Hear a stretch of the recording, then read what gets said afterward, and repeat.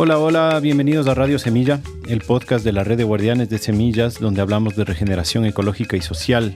Soy Felipe Álvarez y esta es la retransmisión de una conversación que tuvimos en vivo con Camila Reyes hace 2 semanas, cuando estábamos todavía transitando el paro aquí en Ecuador, que duró 1 mes y todo el país, pero en especial la provincia de Imbabura, donde vivo yo, atravesó una conmoción social muy fuerte.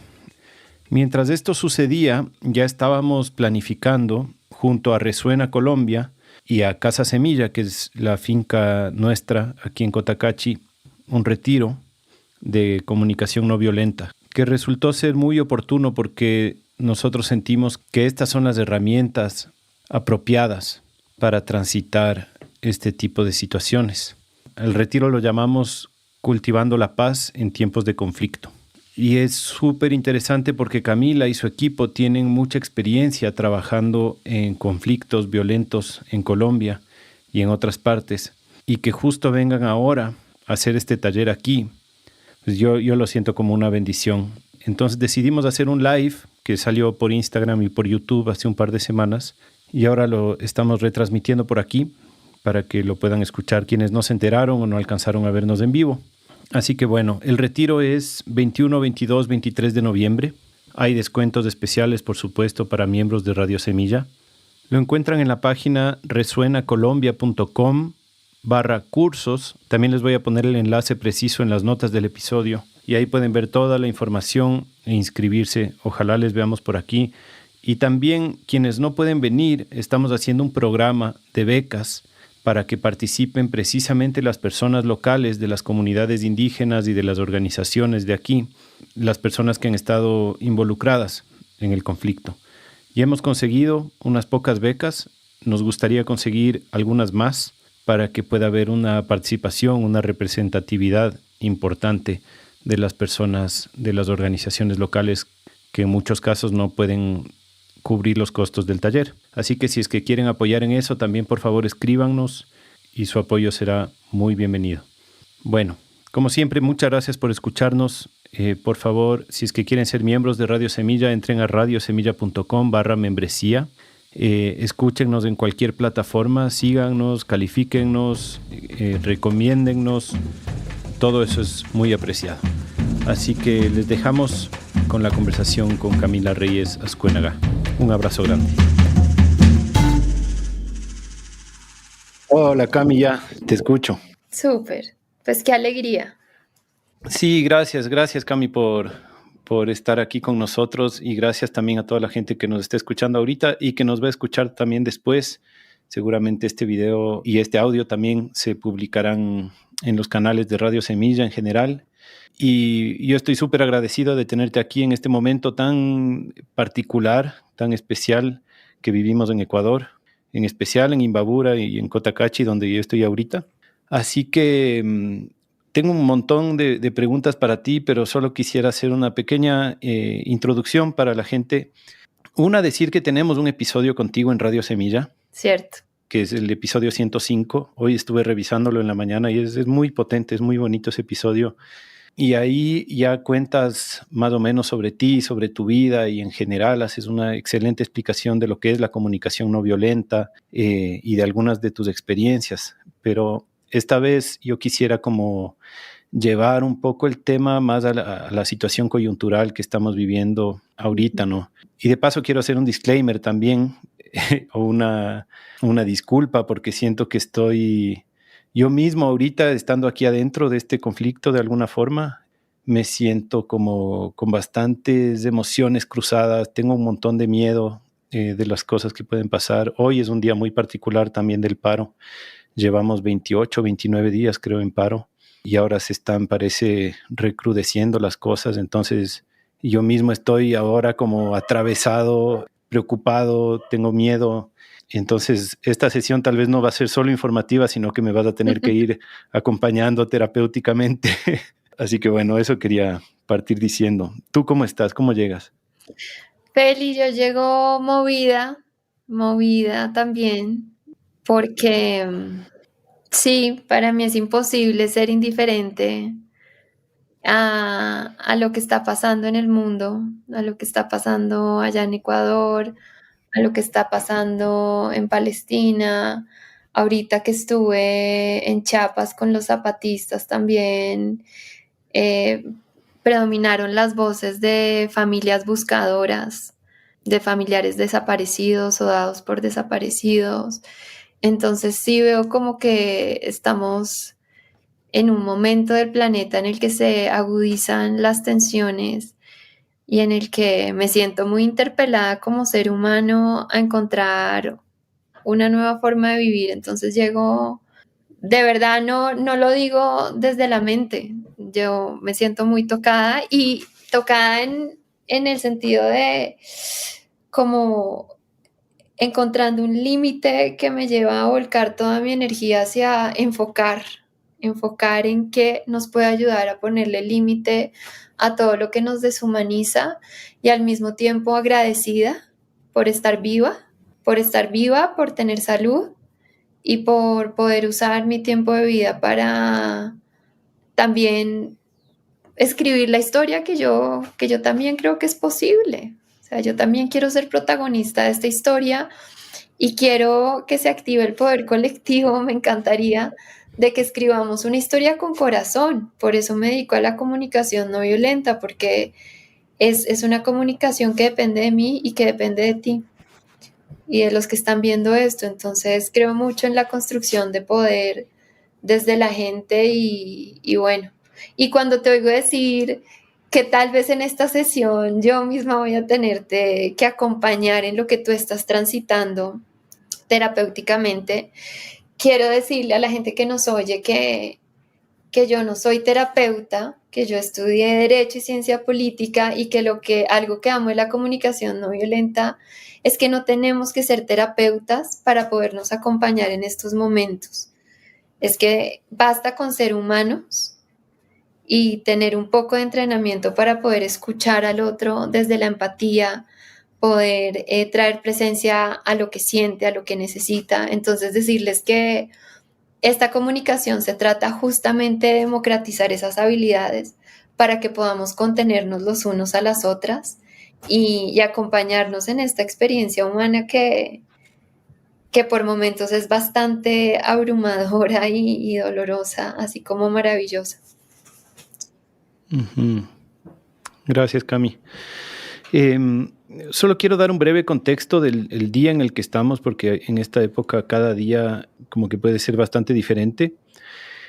Hoy es el lunes 20 de octubre. En este momento estamos, bueno, el viernes pasado hubo como una ficción de un diálogo que aparentemente había terminado con el paro y una gran cantidad de gente del país pensó que se acabó el conflicto, el paro, y no se acabó.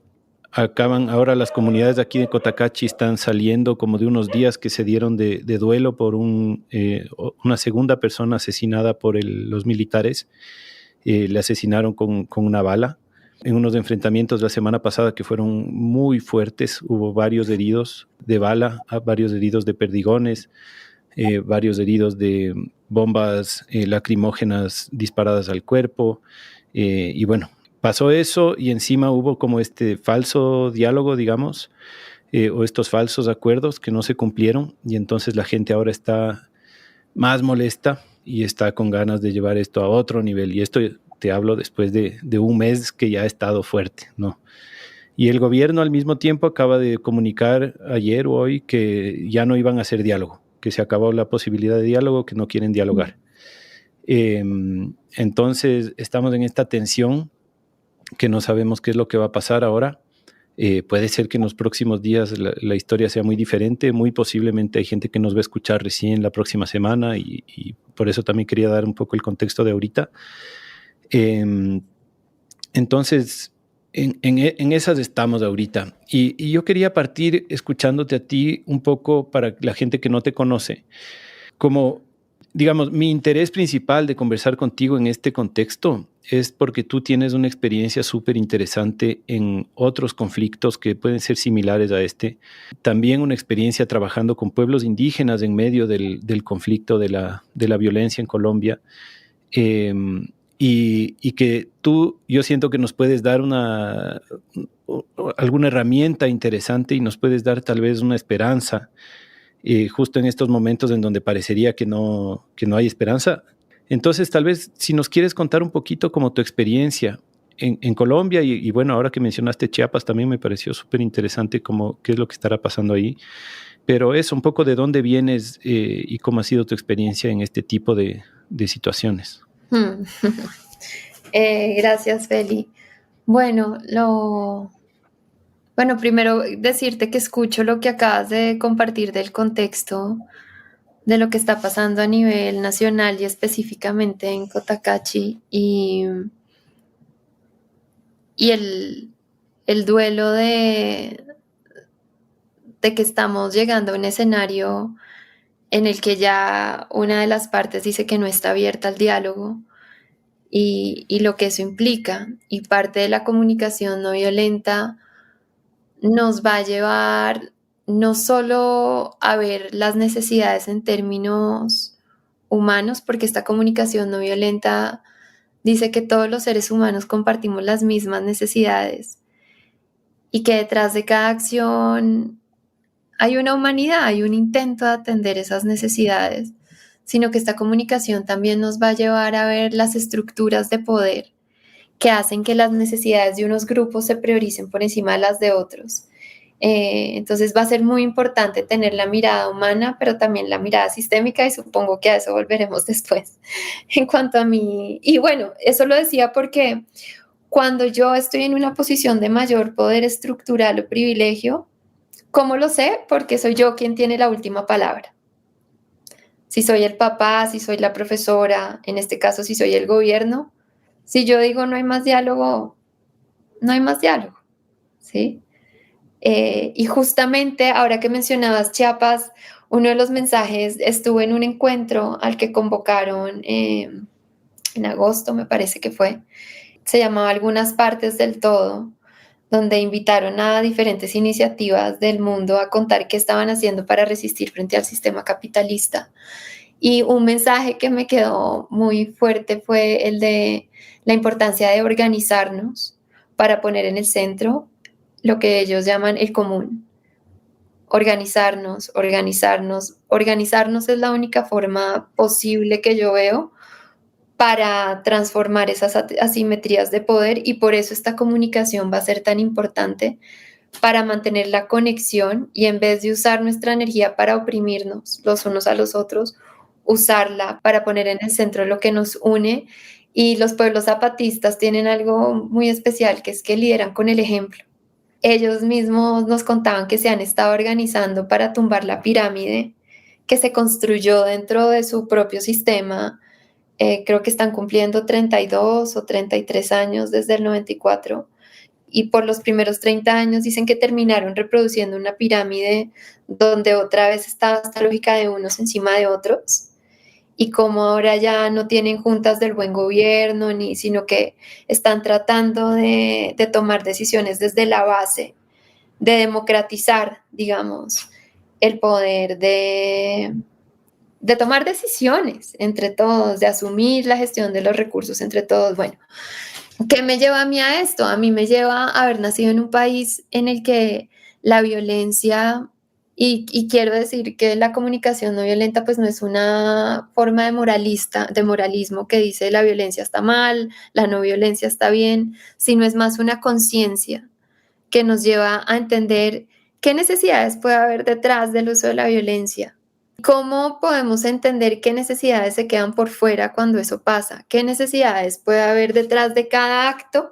Y cómo tomar decisiones con base en necesidades. Claramente esta es una conciencia que nos invita a revisar si las estrategias de dominación, o sea, las que priorizan mi necesidad por encima de la tuya, atienden más o menos necesidades. Ya hay un supuesto de que si yo escojo una estrategia que me incluya a mí y a ti, pues más necesidades van a ser satisfechas y como somos interdependientes, pues si tú estás bien, eso me ayuda a mí y viceversa.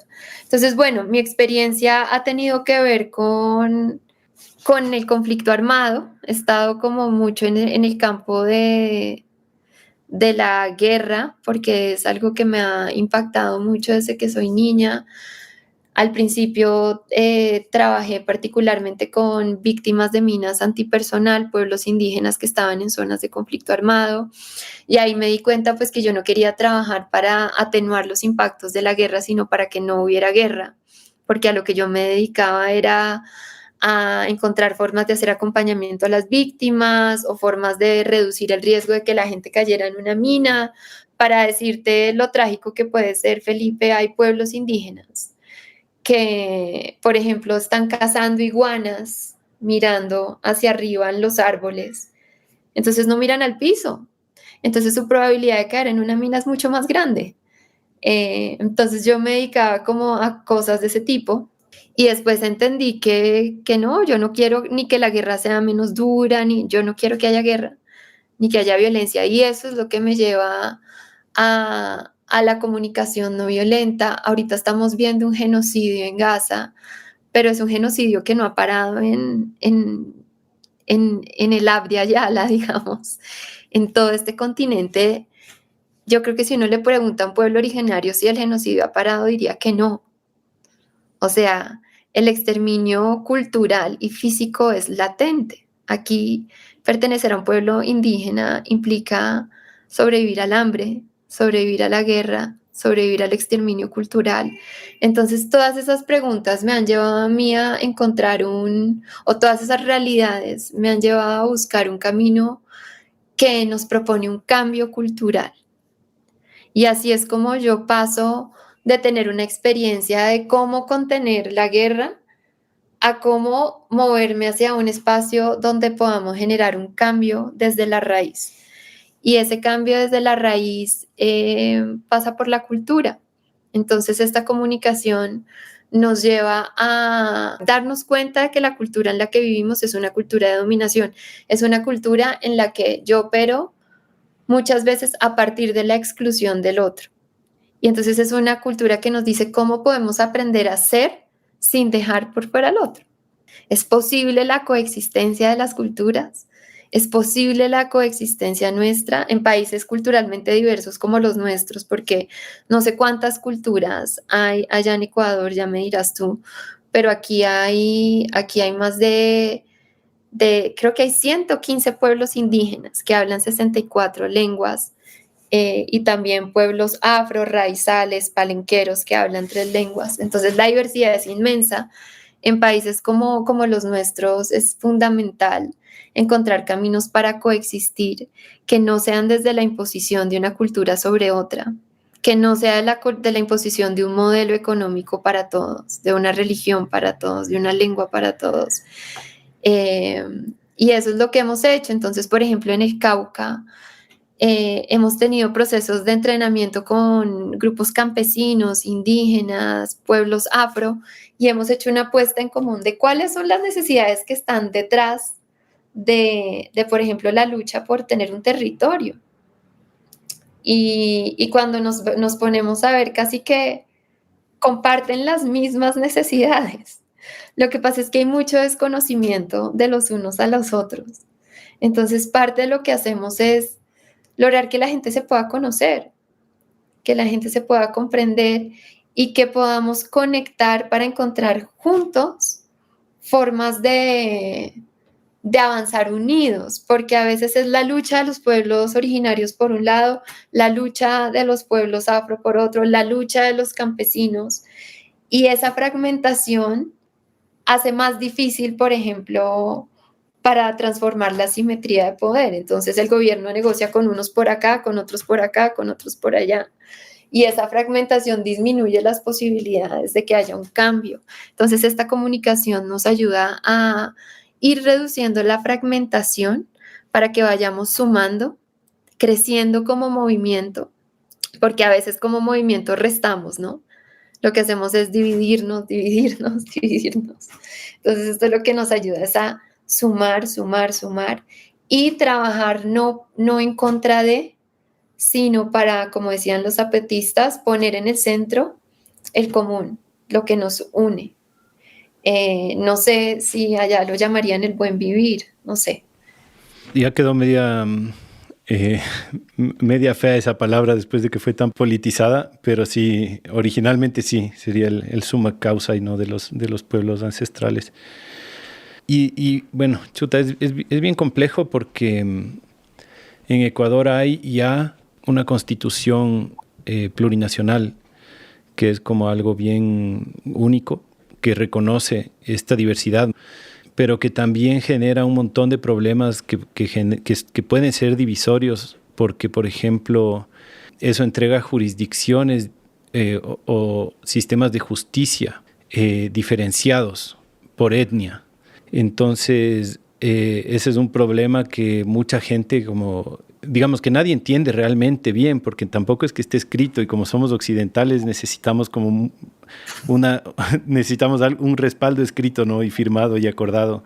Y los pueblos indígenas están todavía en esta exploración de cómo se aplica sus sistemas de justicia a un territorio como este que al final es un país igual occidental que tiene su sistema de gobierno occidental, su asamblea, su sistema de justicia, que claro, tampoco funcionan, pero hay una gran complejidad en reconocer la diversidad y al mismo tiempo no generar condiciones de desigualdad ante la justicia para todas las personas, ¿no?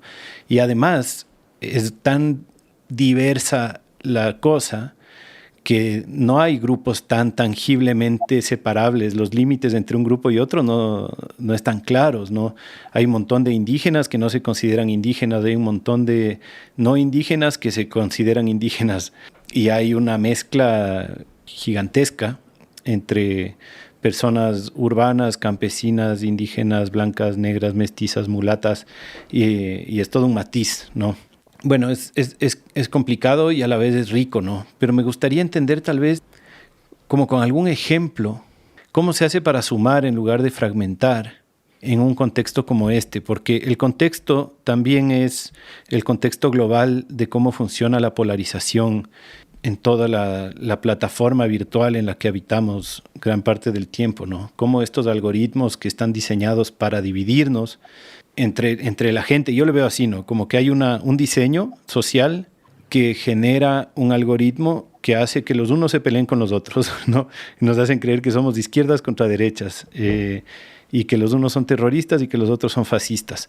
Y los que están moviendo así los hilos arriba como que no, como que son inmunes, porque están por encima de todos los sistemas de gobernanza y de justicia. Y mientras tanto todos abajo peleándonos los unos con los otros, creyendo que hay una división ideológica, que sí, digamos, obviamente hay diversidad ideológica, pero mientras más nos entregamos a este algoritmo, más creemos que el otro está más inhumano, ¿no? Más lejos, más malo, ¿no? Y claro, a esto le sumas el componente de la raza, de la etnia, y estallan los racismos reales y también las acusaciones de racismo que no son reales y estallan un montón de cosas. Bueno, discúlpame si estoy solo tal vez despotricando, pero quisiera como esto que tú dijiste que me llama la atención, ¿no? Que en esta diversidad, cómo la comunicación no violenta puede ser una herramienta para sumar en lugar de fragmentar. ¿Cómo se ve eso en un ejemplo? Puedes usar este mismo ejemplo de Ecuador o tal vez algo que te resuene similar de tu experiencia. Sí, gracias, Felipe. Mira, un concepto básico de la comunicación es la importancia de la conexión. Entonces, esta comunicación nos va a dar herramientas para actuar desde un lugar de conexión con nosotros mismos. Esto significa un lugar de conciencia de necesidades. Entonces, ese es el primer punto. Ahora voy a coger un ejemplo concreto de algo que puede estar pasando en el paro, ¿sí? Pero quería decir que cualquier cosa para que prospere desde esta perspectiva tiene que partir de la conexión contigo, porque hay un supuesto que no sé si compartes o si otras personas que nos están oyendo comparten, pero casi que el mundo es un efecto de la suma de nuestros estados interiores, como de nuestros diálogos internos. Lo que pasa externamente es una proyección de la suma de todos nosotros. Entonces, si queremos tener otro efecto, necesitamos otro tipo de relación. Y algo ya pasándome más hacia el colectivo, Por ejemplo, tenemos una situación de un bloqueo. Voy a usar entonces lo del bloqueo de la carretera y eso cómo afecta directamente a familias, por ejemplo, en su acceso al gas, que implica su posibilidad de cocinar y de atender necesidades básicas. Entonces, una cosa es que esta comunicación nos está pidiendo pasar de una forma de conexión basada en simpatías a una forma de conexión basada en empatía. Estamos en la cultura dominante, estamos muchas personas, no quiero generalizar, pero podríamos ver un patrón de buscar conexión con quienes sentimos simpatía o porque compartimos el mismo pensamiento político o porque compartimos eh, el mismo género o clase social o forma de ver el mundo y tendemos a no hacer conexión con quienes se ubican en una orilla distinta, entonces, porque tienen otro pensamiento, otra extracción social, entonces esto lo que nos está diciendo es cómo podemos priorizar conexión con base en empatía y no con base en simpatía. ¿Cómo es con base en empatía? Centrarnos en las necesidades, entonces humanizar la mirada. Entonces, si yo estoy bloqueando una carretera, esa es una estrategia que yo estoy usando para expresar una necesidad que está insatisfecha. ¿Qué necesidad crees tú que se está expresando ahí? Uy, yo me atrevería a decir, creo que es bien complejo y bien profundo y cualquier cosa que diga puede incluso ser delicado para mucha gente, ofensivo o qué sé yo, pero de lo que me atrevo a decir es que tal vez es una necesidad de dignidad, porque hay mucha gente que vive en condiciones no dignas y que siente que esa falta de dignidad, es decir, una falta de cosas muy básicas en la vida que además vienen de una... Es una historia muy, muy larga y muy violenta, en donde ahora se expresa tal vez en formas más modernas, ¿no? Pero que son nuevas versiones de esclavitud, de maltrato, de racismo, de pobreza, ¿no? De pobreza tal vez incluso sistémica, ¿no? Entonces siento que dignidad se me vino como tal vez la necesidad principal, ¿no? De sentirse que uno es una persona que tiene valor frente al territorio en el que habitas, ¿no? Frente al Estado, frente a qué sé yo. Entonces, podemos decir que una necesidad de dignidad, de importar de pronto, de inclusión, o no sé si inclusión, de participación por lo menos, de ser vistos. Ajá, ser valorados, tal vez mucha de esa gente, por ejemplo, hace trabajos muy importantes como cultivar comida, que es muy mal pagada, qué sé yo, como que eso, ¿no? Tal vez no necesidad de ser valorados también puede ser. Exacto. Entonces, pero digamos que yo vivo en una ciudad y no me están llegando los alimentos que necesito o los medicamentos o lo que yo necesito. Voy a quitar necesito porque aquí lo estoy usando en otro contexto, por ese bloqueo.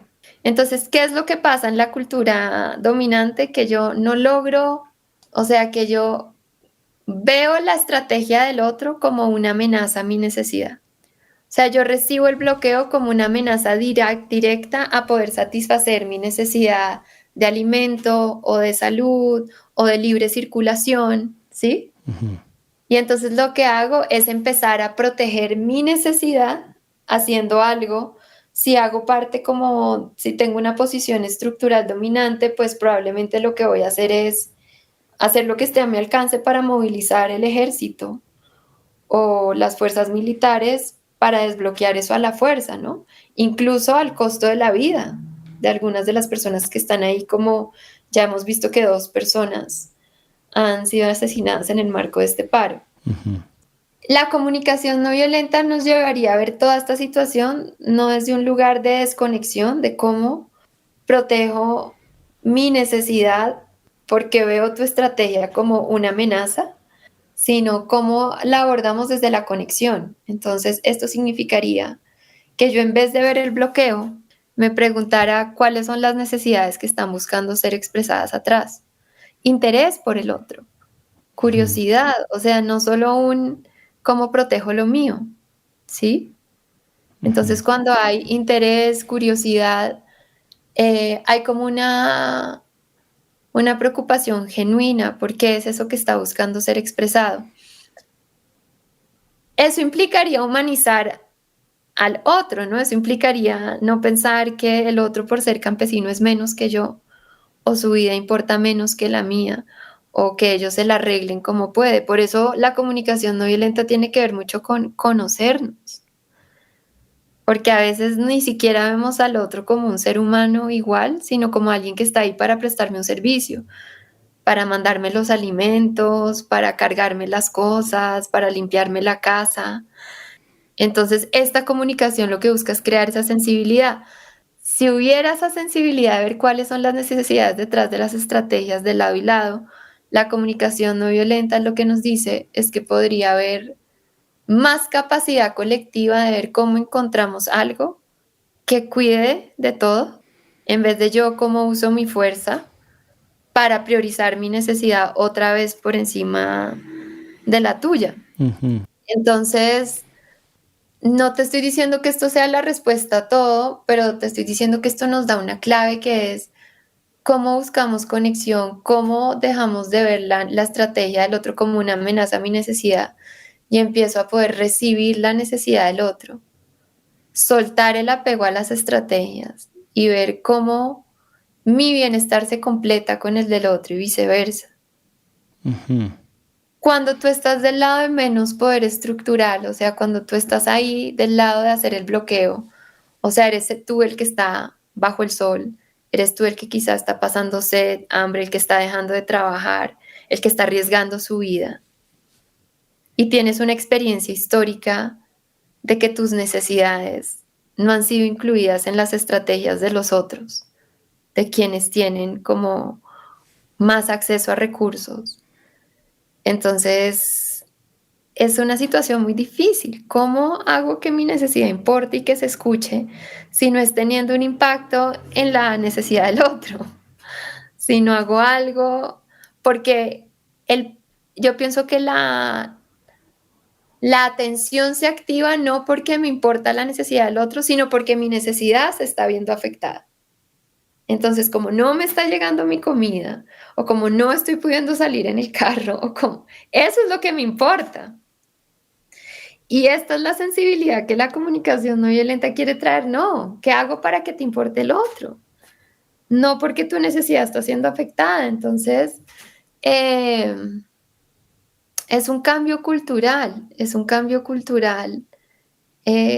que nos lleve a puntos donde yo no tenga que usar estrategias límites, donde para satisfacer mi necesidad dejo por fuera la tuya, sino donde podamos encontrar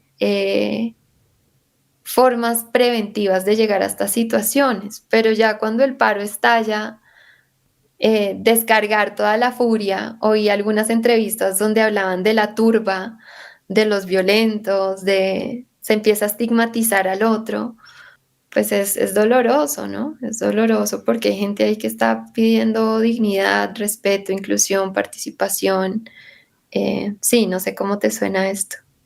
Me suena bastante coherente, interesante, pero al mismo tiempo me abre un montón de preguntas, que es como, por un lado entiendo que todo esto que tú estás diciendo y que también te escuché justo hoy en este episodio anterior de Radio Semilla, que decías como lo primero que tenemos que hacer es salirnos del moralismo, ¿no? Es decir, no estamos ahorita diciendo que está bien o está mal, nada de estas cosas. Lo que estamos es tratando de tener una conciencia al respecto y de entender. Pero claro, hay lugares donde se hace, digamos, en qué medida esto puede legitimar violencia, ¿no? Es decir, ¿cómo puedo, si es que yo entiendo la necesidad del otro de hacer lo que está haciendo, porque incluso si es que le das la vuelta, puedes entender la necesidad de los militares de entrar a despejar a la gente, ¿no? y cómo entender eso sin legitimarlo, ¿no? Cómo entender eso sin decir, bueno, como tú tienes esa necesidad, te toca hacer esto, ¿no? Te toca violentar a las personas, quitarles sus derechos básicos o sus servicios básicos. Eso quiero entender, como cuál es tu lectura al respecto, cómo entender la necesidad sin legitimar la violencia o las cosas que están mal, que se puede decir está mal, entre comillas. Sí, entonces esto lo que va a hacer es, por ejemplo, no sé si ponía este ejemplo en el podcast anterior, pero por ejemplo, un hombre tiene una necesidad de contacto físico, de cercanía, de afecto, no sé, y su estrategia es coger a la fuerza a una mujer. Entonces, esto lo que diría es, cuando tú usas una estrategia para atender tus necesidades, como esta, estás dejando de ver la humanidad del otro. No te das cuenta que ella tiene una necesidad de respeto, de dignidad, de elección, de salud, de protección, de libertad, de autonomía, de cuidado, y que en el momento en el que tú usas una estrategia que prioriza tu necesidad pero no ve la del otro, estás pasando el límite de la humanidad de la otra persona. Entonces esta comunicación va a decir sí a las necesidades, no a las estrategias de dominación, pero no desde porque está mal, sino desde una lógica de necesidades, porque lo que pasa cuando decimos bien o mal es que nos ponemos en el rol de jueces, y cuando nos ponemos en el rol de jueces me pongo por encima del otro y me separo, y desde ese estado de separación es más difícil colaborar. Entonces, lo que buscamos es anclar nuestra conciencia no es porque está bien o mal, es por los impactos. Es porque el impacto de esta acción deja por fuera todo esto que es importante para el otro. Y es una invitación a aprender de los impactos para que la próxima vez yo tome decisiones que incluyan al otro. Que yo sepa que yo puedo atender mi necesidad de contacto físico y conexión, y la necesidad de esa otra persona de libertad, de respeto y dignidad con otra estrategia. Entonces es como pasamos del tú o yo al tú y yo, pero si te fijas, quien tiene el poder estructural de su lado, en este caso es el hombre, o en este caso es el gobierno. Entonces depende de si él quiere ver la necesidad del otro o no, porque puede tener la fuerza, si quiere, para coger a una mujer a la fuerza, y el sistema quizá lo va a proteger. Pero tal vez no le va a pasar nada, tal vez cuando ella llegue a denunciar se van a reír o le van a decir a ella que qué hizo para provocarlo o que porque estaba vestida así o asá. Bueno, todo lo que ya conocemos que voltea las cosas. Entonces, esta no es una conciencia. Mira, hay una frase de Paulo Freire que quiero decir rápidamente, porque no quiero que se confunda la comunicación no violenta con esto. Que esto no es un llamado a lo que él llama la pacificación opresora, que es exigir paz al oprimido mientras el opresor sigue ejerciendo su violencia. ¿Sí? No es como, no se trata de mantener el status quo en el que el resultado final es se siguen priorizando las necesidades de unos grupos por encima de las de otros. La comunicación no violenta no es para eso. La comunicación no violenta es para que logremos construir una forma de vida donde las necesidades de todos importen. Y eso implica trabajar en todos los frentes. Eso implica hacer la opresión imposible. Entonces, si una comunidad tiene una causa común, pero no está organizada, y están juzgándose los unos a los otros, y están peleando los unos contra los otros, va a ser más difícil que logren tener una posición de poder que sea equivalente a la de la otra parte, porque esta parte seguramente se va a ir por esas divisiones y va a decir, nosotros estamos hablando con estos líderes y a estos líderes sí les parece que haber quitado el subsidio al diésel tiene sentido, ¿sí? Empieza la fragmentación. Entonces, esta comunicación construye unidad a partir de recordarnos que a mí tu necesidad me importa si tú no hagas lo que yo digo, pero tú y yo estamos buscando un camino juntos que me incluya a mí y a ti, y eso empieza desde la base. De manera que cuando subamos ya al nivel negociación, nosotros mismos hemos visto nuestra humanidad. Nosotros mismos estamos aquí unidos alrededor de la dignidad nuestra y la de ellos. Pero si eso no está claro aquí, es más difícil que desde aquí se vea. Y si te fijas, todas las conquistas por los derechos y pues han venido, no han sido dadas.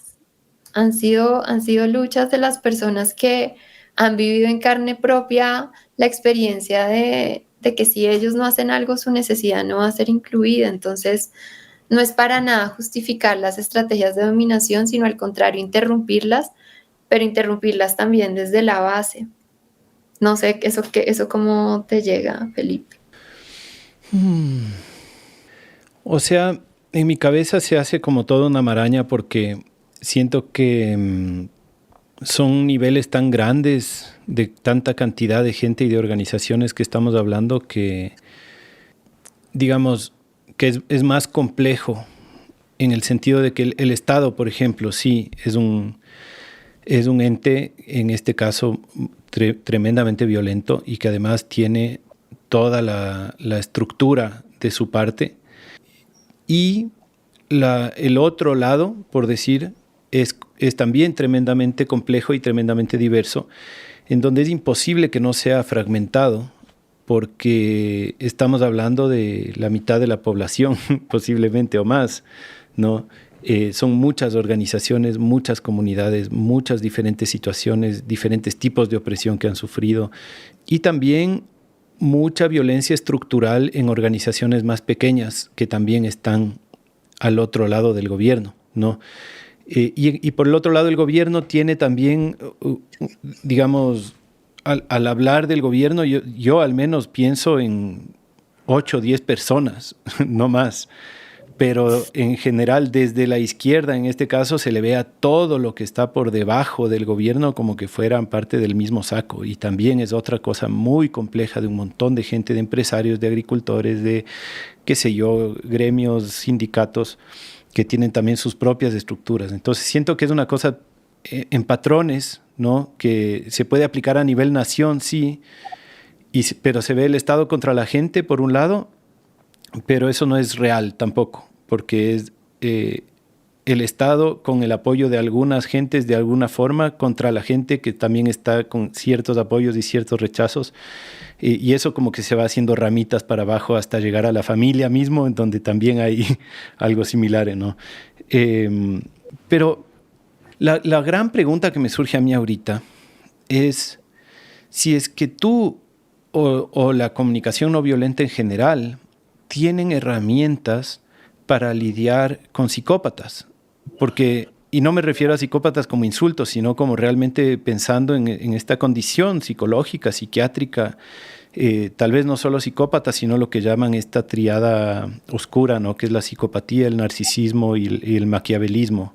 ¿Qué son estas condiciones que de por sí no pueden tener empatía y que además tienen una capacidad estratégica a veces tan grande que es muy común que lleguen a posiciones de poder? Yo tengo la creencia, por ejemplo, de que el presidente que tenemos ahorita es un psicópata.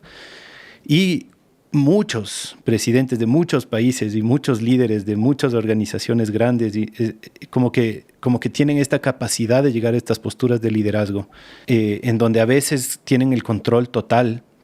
Como tú dices, toda la estructura de su lado, todos los militares de su lado, el sistema de justicia de su lado, la asamblea de su lado, y la expresión directa de que no quieren y no van a hacer diálogo.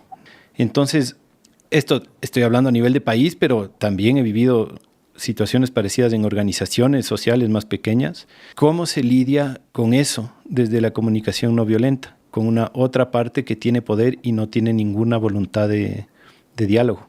Sí, bueno, una imagen que me llega, porque es que en el encuentro con los zapatistas ellos usaron mucho la metáfora de la pirámide y tenían un símbolo físico, que era una pirámide que tenía 4 partes.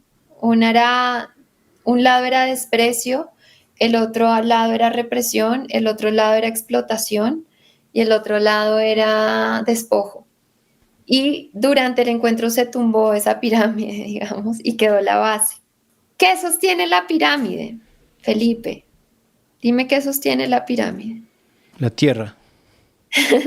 Sí, pero digamos la pirámide humana la sostiene una base humana. Ujú. O sea, quien está aquí, si esta base se retira, se cae, Ujú. ¿no? ¿Por qué? Porque esto está sostenido es por esto. Y por eso voy a insistir mucho en cómo aprender a hacer la opresión imposible. Y la comunicación no violenta ahí sí nos da mucho. Por ejemplo, uno podría decir, no, es que separemos la base de las organizaciones. Acá hay unas organizaciones que están manipulando a la gente y forzándola a hacer cosas, y sí, pero resulta que esas organizaciones también son parte de la base. Y así es como empieza a fragmentarse, como que unos juzgando a los otros pensando por los demás para que hagan lo que yo digo. O sea, lo que la comunicación, y vamos a hacer un retiro en Ecuador, donde la idea es desnormalizar las formas en las que la dominación opera en la vida cotidiana, para poder ver cómo esas formas terminan reproduciendo una lógica que hace que esto siga intacto, que la estructura siga intacta. La forma de retirar el poder porque después son fractales, entonces como tú decías, lo que está pasando acá, está pasando en mi familia, está pasando en mi organización, está pasando. ¿Cuál es la base de tu vida? ¿Qué es lo que sostiene tu vida? La base eres tú. Si tú estás fragmentado contigo mismo, si estás disociado, olvídalo. Olvídalo que vas a lograr tener mucho progreso con tu familia o con tu organización. Y esta comunicación nos lleva a mirar hacia adentro, pero no me refiero solo hacia el ser, hacia adentro de mí, hacia adentro de mi organización, hacia adentro de mi proceso colectivo, para crear coherencia desde ahí y eh, retirar mi participación del sistema de esa manera. Entonces, claro, mientras sigamos usando nuestra energía para ver cómo cambiamos al otro, en vez de usar nuestra energía para ver cómo, que es otro mensaje que mandaban los zapatistas, decían, nosotros no les estamos diciendo a ustedes qué hacer, nosotros les decimos a ustedes qué estamos haciendo nosotros y por qué nos ha servido. Les hablamos desde nuestra experiencia. Y todo el tiempo era el ejemplo, el ejemplo, el ejemplo. Entonces, podemos irnos a pensar en el presidente, sí, y podemos señalarlo y diagnosticarlo con una psicopatía. Pero no sé si eso es una distracción, Felipe. Mm. No sé si esa es una distracción y qué tal si miramos más cerquita Ujú. y vemos qué está pasando en nuestras casas. Entonces lo que la comunicación no violenta nos da es unas pautas y ya depende de nosotros ponerlas en juego y ver qué pasa. ¿Qué pasa cuando vamos desde la base hacia afuera, de adentro hacia afuera? Entonces esto te va a enseñar a hacerte responsable de lo que piensas, sientes y necesitas. Entonces, en vez de decir, es que los de estas organizaciones nos están manipulando y obligando y son unos, ¿qué podría decir uno? ¿Qué juicio? Son unos qué. Terroristas, unos fascistas. Esas son las dos palabras de moda ahorita. Terroristas los de izquierda, fascistas los de derecha. Entonces yo lo que hago es, no, me mantengo en unidad con la vida, porque yo no vuelvo a caer en el juego de la separación. Aquí soy interdependiente contigo, soy más fuerte contigo. Entonces lo que hago es humanizar la mirada. Los de estas organizaciones nos están diciendo que tenemos que hacer esto y esto, si no pasa esto, si no hay un castigo, ¿están mal? Porque si yo digo que están mal, entonces los empiezo a juzgar, entonces me empiezo a separar y entonces pierdo energía luchando contra ellos en vez de usar mi energía para ver cómo logramos encontrar formas de incluir más necesidades. Y ese es el entrenamiento, entonces es ver qué necesidades pueden estar atendiendo, cómo su estrategia está dejando por fuera necesidades mías y cómo desde reconocer la necesidad del otro y darle importancia y darle un lugar, ver cómo también podemos incluir la mía y las nuestras, porque somos yo, tú y nosotros. pero es un movimiento que va de adentro hacia afuera. Eso lo encuentro súper, súper valioso, porque eso es lo único que yo siento que en mi vida me ha servido, como lograr verme a mí mismo y lograr la honestidad conmigo mismo. Y cuando he logrado eso, siento que hasta el más psicópata y el más terrible que yo haya conocido es parte de mí también. Y ahí me surge otra pregunta. Volviendo al ejemplo, digamos, hay una persona que está bloqueando la carretera porque tiene una necesidad de dignidad o tiene una necesidad de justicia. Ahora tal vez estamos más en ese punto del paro, en donde después de que toda la represión, la gente, ahora me decía un compañero de una comunidad aquí cerca mío, me decía, la gente quiere ahora es venganza, ahora lo que quiere es como estos manes nos vienen a matar y nosotros también tenemos que matarles, o sea, ¿qué más hay que hacer? No. Y yo ahora escuchando te digo, claro, esta persona tiene una necesidad de justicia, ¿no? Y estamos hablando que muchas de estas personas, como decíamos antes, tienen una cultura muy distinta que la cultura occidental de la que tal vez tú o yo venimos, ¿no? De haber ido, qué sé yo, vivido en grandes ciudades o estudiado en universidades o qué sé yo. ¿Cómo se aplica o cómo ha sido la experiencia tuya de compartir estas herramientas con pueblos indígenas? ¿Cómo se adapta culturalmente a estas realidades más campesinas, más pragmáticas? ¿Y cómo crees tú que, por ejemplo, ahora, y aprovecho a decir, tal vez debía haberlo dicho antes, ¿no? Que como vamos a hacer este retiro aquí en Cotacachi en noviembre, el 21 de noviembre, y que nuestra intención es que no sea solo, digamos, que sea un retiro en el que puedan asistir justamente personas que están involucradas en este conflicto, que personas que están posiblemente ahorita mismo bloqueando las carreteras o posiblemente, qué sé yo, ¿no? Metidas en el conflicto. Cuando yo hoy mismo hablaba con un amigo que también está súper fuerte en el tema del paro y así, y yo le decía, vamos a hacer una charla de comunicación para la paz, y él me decía, paz, así como, no le gustaba que esté hablando de paz, ¿no? Era como, yo no quiero paz ahorita, yo quiero otras cosas, pero paz siento que es como un llamado a bajar las armas, ¿no? Como un llamado a rendirse casi, o un llamado a perder, Desmovilizar. a desmovilizarse. Entonces, eso no, siento que la fricción está tan así, ¿no? Incluso esto de que tú dices ahora de las estrategias versus las necesidades, ¿no? Hay mucha gente, por ejemplo, que lo que dice es, está bien, veamos esas necesidades que tiene la gente, son necesidades legítimas, pero esa no es la manera. Y esa no es la manera o esas no son las formas, se ha convertido como en un eslogan desde la izquierda para desvalidar o deslegitimar a los que critican el paro, ¿no? Como que si es que tú estás diciendo esas no son las formas, o esa estrategia no es la mejor, de plano te pueden decir racista o fascista o qué sé yo, ¿no? Entonces, en esta crispación así tan grande en donde la gente incluso le hace ruido la palabra paz, y en este contexto cultural también tan distinto, ¿cómo, perdón que te hice tantas preguntas a la vez, pero cómo se aplica, ¿no? Todas estas herramientas que tú traes en culturas que tal vez no están acostumbradas a este tipo de talleres o retiros, o cuál es tu necesidad, cuál es tu estrategia, qué sé yo? ¿Sí me explico mi pregunta? Sí. Bueno, voy a volver a nombrar paréntesis a los zapatistas porque llegué realmente impactada. Y me acuerdo uno de ellos diciendo, nosotros hemos aprendido a convertir la digna rabia, o sea, ellos han construido un tipo de poder en el que su digna rabia, él decía, no la hemos transformado en más dominación, sino la hemos transformado en organización.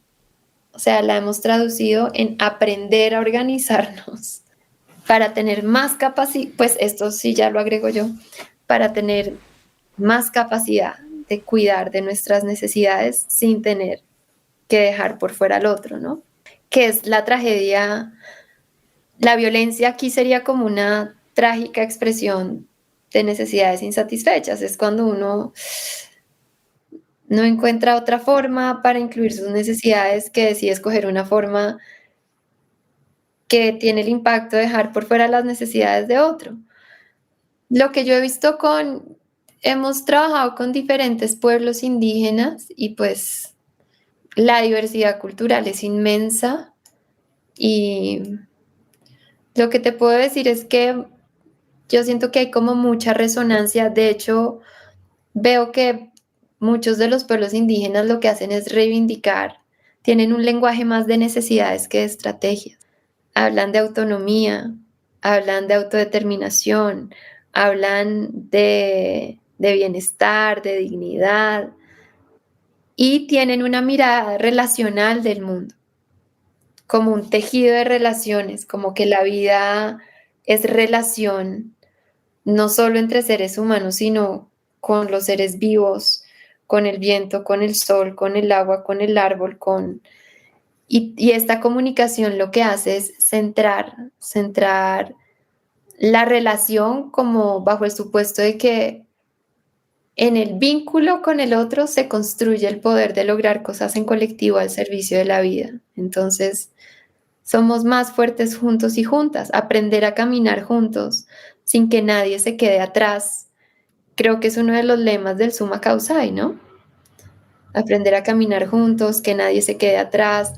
Y esta comunicación desde una mirada así, que viene de otro lugar, de una cultura más occidental, encuentra como mucha resonancia con eso que ya está instalado. Por otra parte, todavía no he conocido un pueblo indígena que escape a las lógicas de la dominación.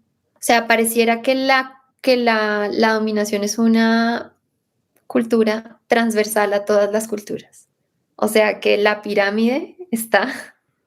Tal vez hay culturas que no operan con la lógica piramidal de unos encima de otros, los hombres más importantes que las mujeres, o los adultos más importantes que los niños, o los profesores que los estudiantes, como estas lógicas donde unos arriba de otros, o los homosexuales por debajo de los heterosexuales.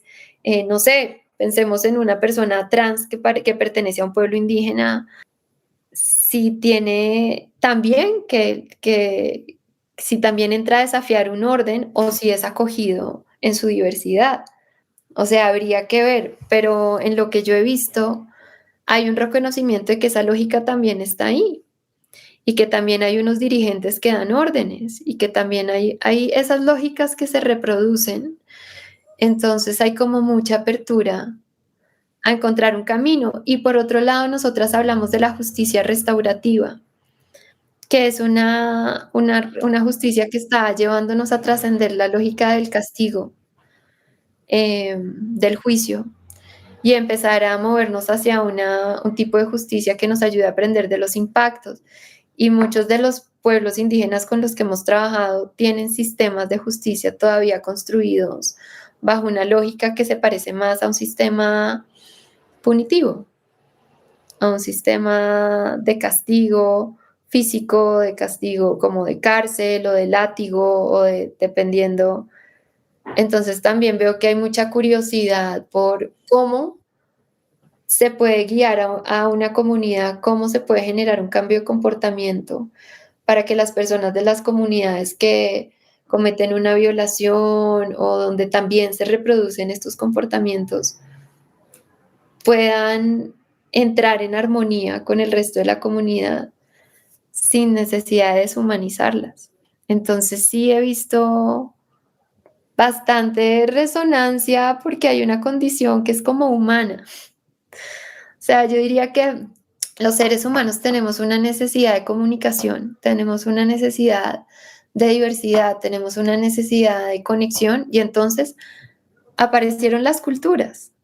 Entonces tenemos una necesidad de comunicación, bueno, hay mil estrategias, millones de estrategias, que son millones de lenguas para comunicarnos. Tenemos una necesidad de diversidad, bueno, entonces tenemos cientos y miles de culturas. Pero hay algo que es preexistente a esas estrategias, que es el ser humano. Y este ser humano se ha moldeado en esta lógica que ya lleva milenios, en la que hemos internalizado esta opresión. No he conocido yo a nadie de una comunidad indígena que no sepa que es un juicio. o que no haya pasado por la experiencia de juzgarse a sí mismo y creer que hay algo mal en ellos, igual que en una cultura occidental. Entonces sí veo que hay patrones colectivos que nos atraviesan. Entonces esto ayuda a humanizarse, ¿no? Reconocer las propias necesidades, no solo las colectivas, sino también las individuales, porque a veces también se está mucho en lo colectivo y no se reconoce como que yo como ser humano también tengo una necesidad de espacio, de descanso, de salud, de diversión, de... Eso es lo que te podría decir y termino diciendo la importancia de humanizar la mirada. Cuando yo veo en el otro un terrorista, cuando yo veo en el otro un corrupto, cuando yo veo en el otro una turba enfurecida, eh, cuando yo veo el otro a los violentos, eh, eso hace más difícil que yo pueda ver cuál es la necesidad de ese otro ser humano que está ahí. Por eso te digo, eso no significa borrar que hay unos sistemas de poder que están interfiriendo en cómo se gestionan esas necesidades, eh, pero sin duda el ver la humanidad del otro va a ser más posible que yo empiece a considerar cosas que también incluyan al otro, que también lo incluyan y ver la diferencia entre necesidades y estrategias es muy importante. Un Estado-nación no es una necesidad, es una estrategia. Si yo construyo un Estado-nación para imponer una supremacía de un grupo de personas, entonces los mestizos, por ejemplo, blanco-mestizos, un idioma, una religión, entonces probablemente es una estrategia que como tiene este propósito homogenizador, va a dejar necesidades de muchos grupos por fuera. Entonces la comunicación no violenta te dice, hey, ¿qué necesidades estás tratando de atender con este Estado-nación? Es una necesidad de reconocimiento, es una necesidad de libertad, es una necesidad de seguridad, es una necesidad de orden y estructura. Bueno, las puedes atender sin dejar al otro por fuera, solo que esa estrategia tal vez no es. Suelta el apego a estrategias que... Entonces es complejo, es un cambio cultural fuerte, porque entonces yo digo, uy, ¿qué tal que si yo no impongo mi cultura con este Estado-nación, cuando el Estado-nación desaparezca, otra cultura venga y me imponga la suya y yo desaparezca? ¿Entiendes? Es como ese temor a ser exterminado. Ujú. A que si yo no impongo lo mío, entonces lo mío, ¿quién lo va a proteger? Y por eso empezaba esta charla diciéndote, esta comunicación es preciosa porque nos lleva a conocernos, a interesarnos por los otros, a decirte, yo no quiero mi vida sin ti. A mí tú me importas, porque yo me importo. Entonces se construye confianza de que lo que sea que yo busque va a buscar incluirte a ti, no va a tratar de anexarte a mí. Yo no voy a tratar de que tú seas una extensión mía, donde yo pienso por ti, decido por ti, ¿sí? Por eso se habla de conexión, no de sumisión, no de sometimiento. Conexión es que tu necesidad importa, la mía también. Pensamos juntos. Y por eso el diálogo es fundamental. Cuando yo oigo que el diálogo se va a romper, eso significa que vienen una serie de decisiones unilaterales. Y me pregunto, ¿estaba abierto el diálogo antes? ¿Había una legítima y auténtica voluntad de poder escuchar la necesidad del otro y reconocerlo y soltar el apego a mi estrategia? ¿O el diálogo era una forma de hacer que el otro haga lo que yo quiero? Entonces no es diálogo, ¿sí? Y esta comunicación te da herramientas, lo siento que estoy hablando tanto, pero ya cierro, te da herramientas para crear habilidades para entrar en diálogo. Porque si yo ya entro pensando que yo tengo la razón, que yo estoy bien y que tú estás mal, que mis necesidades y las de los grupos que represento son las más importantes porque yo soy superior, pues va a ser muy difícil porque yo voy a usar mi poder para someterte, para que tú hagas lo que yo digo, para darte la apariencia de que me importas y una vez que todo vuelve al orden, nada cambia. Entonces, ¿qué hacer para humanizarnos? Yo diría, empecemos por nosotros mismos, tratémonos como si fuéramos importantes. Si le estamos dando toda la vida al trabajo, hey, para. No eres solo un ser productivo, porque también estamos muy moldeados por el capitalismo. También necesitamos tiempo de descanso, pero no para seguir trabajando. También para experimentar placer, gozo, diversión, relajación, comunidad. Entonces creo que también tiene que ver mucho con incluir todas las partes de nuestro propio ser, escucharlas, en vez de juzgar esta parte de mí que, no sé, es que esta parte, es que yo soy muy rígida, es que yo soy muy autoritaria, es que yo... Cambia la conversación, puedes escuchar qué necesidades hay ahí y en vez de juzgarla, ver cómo la incluyes o cómo esa parte puede hacer un esfuerzo por incluir a otras, lo que yo llamaría la democracia interna. Pero a veces es más fácil ver lo que está haciendo el presidente y pedirle a él que lo haga a hacerlo yo. Entonces, bueno, eso. Qué difícil, qué difícil, qué difícil. Pues estoy tratando de integrar esto que dices, ¿no? Como, y tratando también de llevarlo hacia mí, porque yo soy el único con el que puedo trabajar en ese sentido. Me parece súper importante lo que dices, ¿no? La cosa es hacia adentro. Pero es tan difícil romper el patrón de ver qué es del otro, ¿no? Porque todo el rato también, mientras tú hablas, por ejemplo, de cómo ver la necesidad del otro y cómo no juzgar al otro, y por ejemplo esto del Estado-Nación que dices, ¿no? No es una necesidad, es una estrategia. Ok, pero se me hace fácil pensar en el discurso de cómo decirles a otros que esa es una estrategia, ¿no? Y cómo tal vez yo juzgar si es que es válida o no es válida esa estrategia. Esa parte se me hace facilita, es como que estamos muy acostumbrados a juzgar. Y se me hace muy difícil el rato que lo aplico a mí, ¿no? Como, podría yo cambiar la estrategia del Estado-Nación dentro de mí, por ejemplo, ¿no?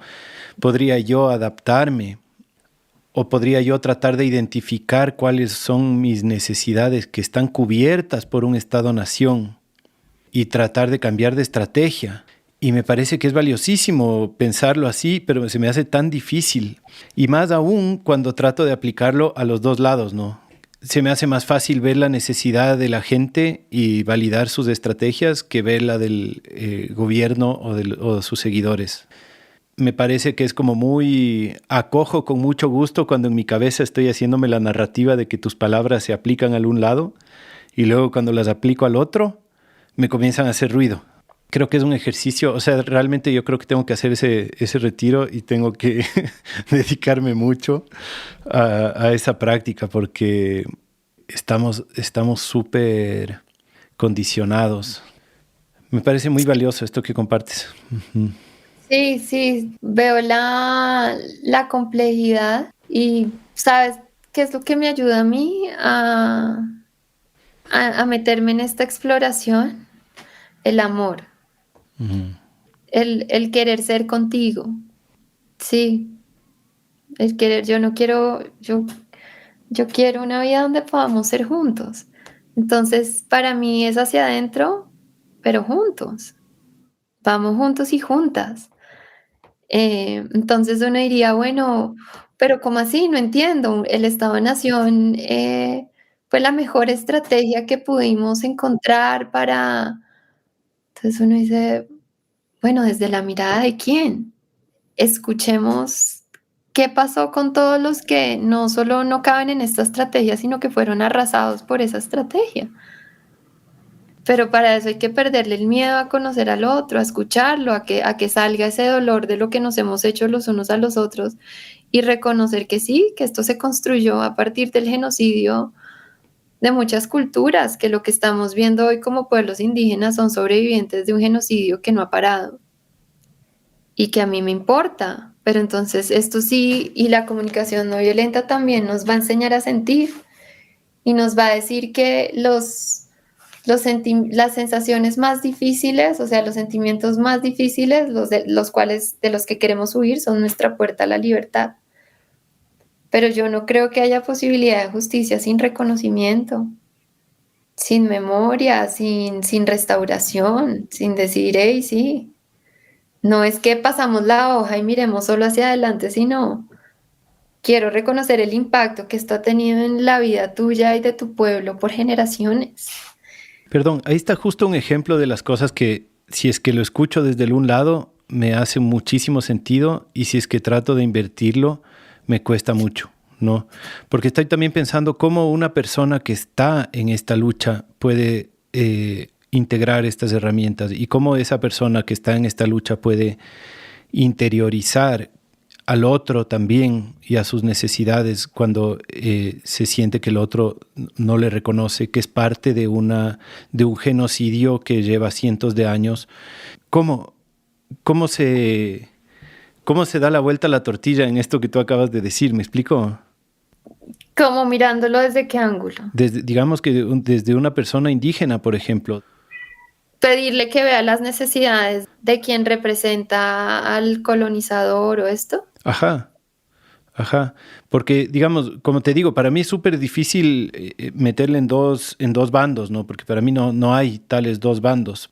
Pero ahorita que hay estos dos bandos, de alguna forma, ¿no? Estos que están en la resistencia y los otros que están en no sé cómo se puede decir, en el secuestro, por decir así. ¿Cómo salimos de la lógica víctima-victimario? ¿Me explico? Sí, pues por eso, digamos, esta comunicación nos invita a ver las necesidades de todos, incluyendo las personas que están en posiciones de poder, porque hay una conciencia de interdependencia, Felipe. Entonces, digamos que no hay futuro posible, no hay un horizonte de paz o de futuro compartido en el que haya bienestar si no pensamos en cómo incluirnos todos, ¿sí? Y para eso ver las necesidades detrás de las estrategias es una parte, sabiendo que eso no sustituye la importancia de transformar los sistemas de poder, porque yo hoy puedo ser la presidenta y puedo entrar en un proceso de empatía con las personas del paro y las personas del paro conmigo y avanzamos. Pero mañana llega otro y vuelve a usar esa estructura de poder para reproducir la misma lógica de estas necesidades son más importantes que estas. Entonces, vamos a seguir con los proyectos extractivistas en los territorios. Uh-huh. ¿Sí? Vamos a seguir con todas esas formas que ponen unas necesidades por encima de otras, Uh-huh. que no incluyan y que no incluyen pues las de la madre tierra tampoco. Entonces, por eso es en dos niveles. Uno, tomar la decisión vital de que para reivindicar tu humanidad no necesitas deshumanizar al otro. Uh-huh. ¿Qué es no deshumanizar al otro? Siempre poder ver su necesidad. Y otra, tener la claridad de que para transformar las estructuras de poder necesitamos unirnos y retirar nuestra cooperación de esas estructuras. Uh-huh. Y para unirnos necesitamos conectarnos. Si nadie está dispuesto a ponerse un fusil, si nadie está dispuesto a construir un arma, si nadie está dispuesto a obedecer algo que oprima a otra persona, pero eso implica mucha unión, porque si te fijas, ¿cuál es la estrategia más, que yo diría en la que más invierte en este momento en el mundo? La armamentista. O sea, eso se ve, Europa invierte, Estados Unidos, billones y billones, porque usar la fuerza implica muchos recursos. Esta comunicación nos está invitando a no usar ese tipo de fuerza, sino no es la fuerza en la que yo te impongo, sino es la fuerza en la que yo construyo contigo y juntos encontramos algo que nos cuida a todos. Entonces es la fuerza de la conexión. Es otra lógica, Uh-huh. pero implica mucho trabajo entre nosotros o esperar a que llegue un santo y nos gobierne a todos y que todo por todos, pero eso está como raro. Sí.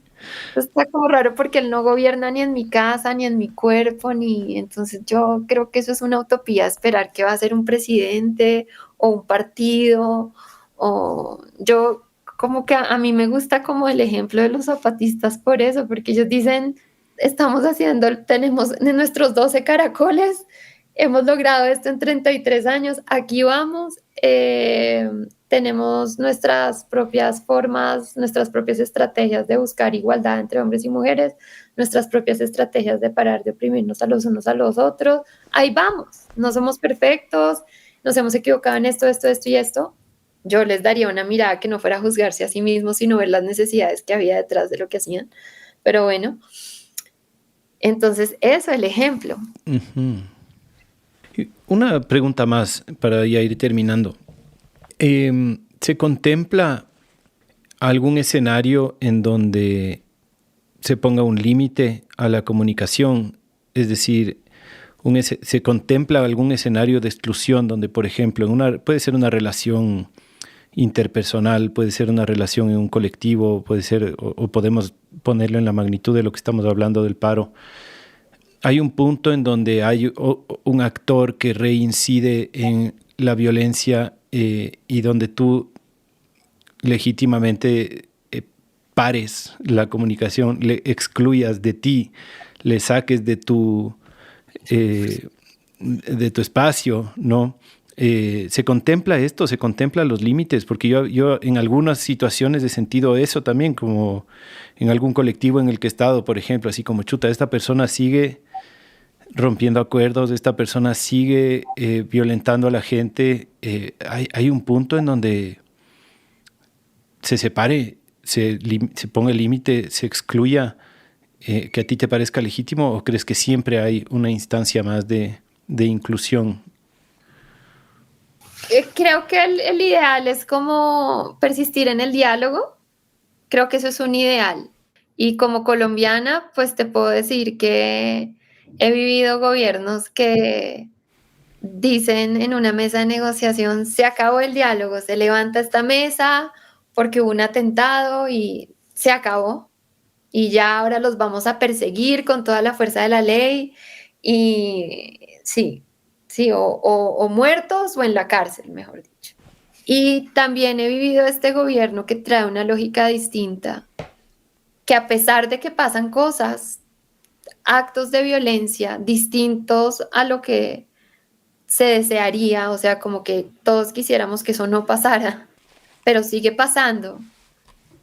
El gobierno persiste en una actitud de diálogo y dice, vamos a poner límites, pero aquí estamos, dispuestos al diálogo. No es un salto inmediato al sometimiento y a la persecución. Cuando tú vas a las comunidades que han sido más impactadas por la guerra, Felipe, el clamor es por favor, no se paren de las mesas. Por favor, sigan dialogando. Que el escenario del no diálogo lo que hace es recrudecer la violencia en los territorios, ¿no? Por lo menos el diálogo trae una esperanza. Eso es para decírtelo así como en términos grandes, pero en la comunicación no violenta hay una cosa que se llama el uso protector de la fuerza. Y es que cuando la integridad de la vida está en juego, tú pones un límite que puede implicar usar la fuerza, pero una vez que restauras esa integridad de la vida, entonces retornas al diálogo. Sí, por ejemplo, en Colombia tenemos guerrillas que llevan armadas por décadas.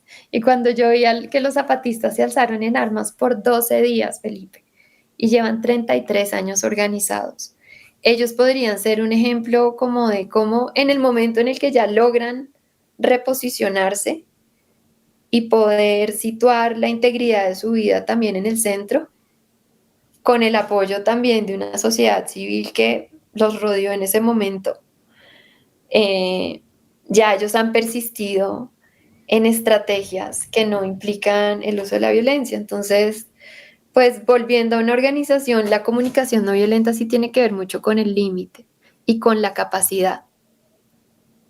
La aspiración puede ser el diálogo, pero también hay una capacidad. Por eso esta comunicación se trata de que cada vez más crezcamos en la capacidad de mantenernos en diálogo. Es una capacidad que se desarrolla. Pero pues esto dice que yo tengo necesidades, tú tienes necesidades y nosotros, nosotras tenemos necesidades como colectivo.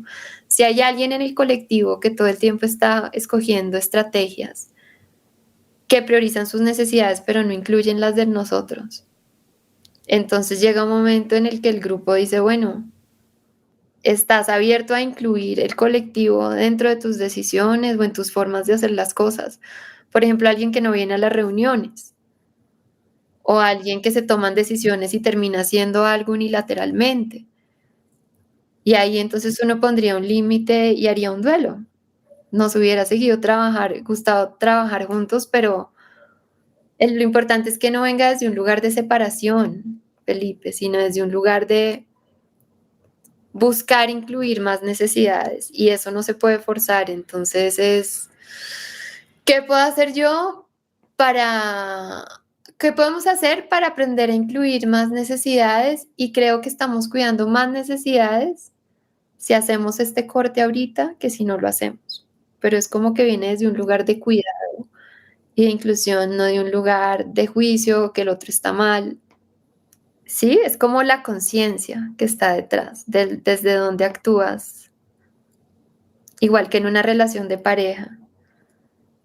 La comunicación no violenta, pues súper sí los lleva a seguir juntos, pero no es que la comunicación no violenta tenga el propósito de que la gente no se separe, que se, no, tiene el propósito de que la gente esté conectada con sus necesidades y con las del otro y que se tomen decisiones con base en necesidades.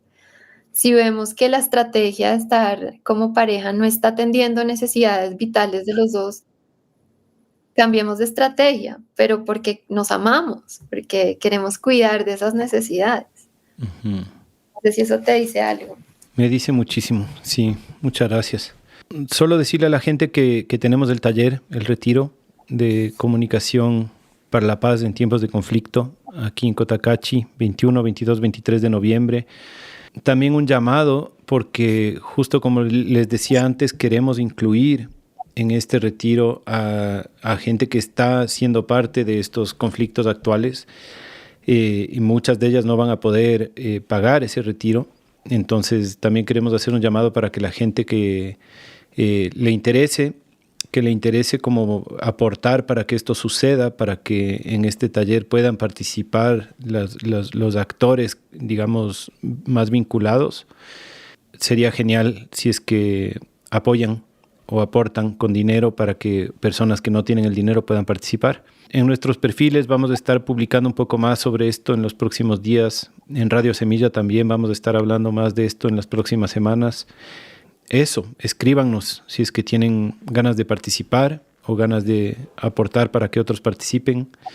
Eso, no sé si tú quieres decir algo más, Cami, antes de cerrar.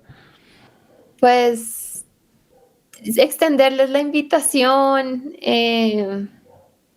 decirles que si algo de esto resuena en ustedes, se animen a explorarlo. Yo lo hago porque ha resonado en mí y porque está en alineación con mi corazón y mi ser y amo a la vida.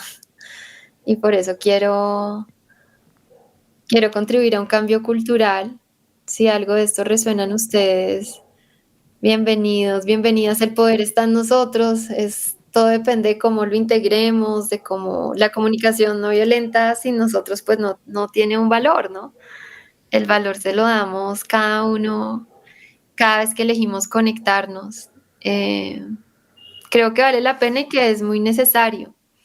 Y que en momentos en que no solo la especie parece que va en vía de extinción, sino que además pareciera como que estamos desencadenando procesos que pueden traer mucho sufrimiento, como todo lo que está pasando ya en tantas partes del mundo y ha pasado por siglos. Pues si hay un camino que nos está mostrando una puerta de salida a ese sufrimiento, explorémoslo. Eso es lo que diría y pues agradeciendo la alianza con Radio Semilla, todo el trabajo, Feli, de ustedes, Dani, bueno, del equipo de Resuena, todo lo que hay detrás para que podamos tener este espacio allá. Gracias, Cami. Te agradezco a ti también de corazón. Sí me abres una puertita de esperanza en mi corazón. Así que te agradezco mucho. Tengo ya muchas ganas de verles por aquí, de encontrarnos, ¿no? De encontrarnos en presencia, con grupos grandes, comprometidos y comenzar a ejecutar el cambio desde adentro. Gracias, Cami. Y gracias también a todos quienes nos han escuchado. Te deseo, Cami, una linda noche también. Gracias a Paula también que estuvo detrás de esto, a Dani, bueno, todas las personas que estuvieron detrás de este live. Que tengan buena noche. Gracias. Chao con todos. Chao.